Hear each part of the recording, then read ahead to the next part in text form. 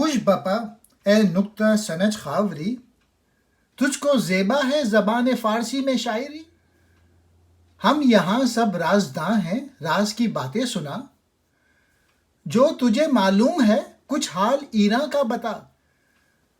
مدتوں کے بعد اس نے آپ پر ڈالی نگاہ، لیکن آ کے دام مغرب میں ہوا گم کردہ راہ۔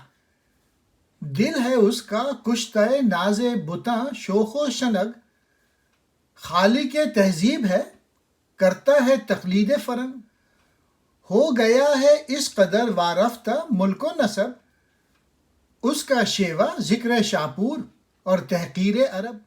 واردات تازہ سے اس کا زمانہ ہے تہی، ڈھونڈتا ہے اب قبور کہنہ سے وہ زندگی۔ ملک سے پیوستہ ہو کر گم کیا اپنا مقام، بھول کر حیدر کو اب لیتا ہے وہ رستم کا نام۔ نقش باطل کو وہ کرتا ہے قبول افرنگ سے، زندگی کرنے کے لیتا ہے اصول افرنگ سے۔ نادر شاہ علامہ اقبال سے پوچھتے ہیں، اے مشرق کے نکتہ داں خوش آمدید، تجھے فارسی زبان زیب دیتی ہے؟ یعنی فارسی زبان میں شاعری کرنا تجھے زیب دیتا ہے؟ ہم دونوں راز سے آگاہ ہیں، تو جو کچھ ایران کے بارے میں جانتا ہے وہ ذرا بیان کر۔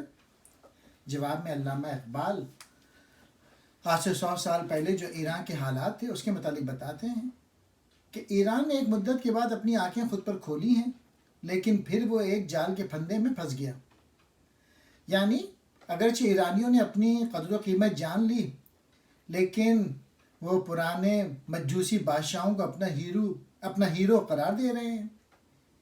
ایران آج کے یورپی شوخ و سنگ حسیناؤں کا مارا ہوا ہے، یعنی وہ خود ایک تہذیب کا خالق ہے، لیکن اب وہ دوسروں کی تہذیب کی پیروی میں لگا ہوا ہے۔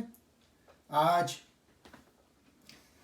ایران کے قدیم کافر بادشاہ شاپور کا ذکر تو فخر و ناز سے کرتا ہے، لیکن اہل عرب کی تحقیر کرتا ہے۔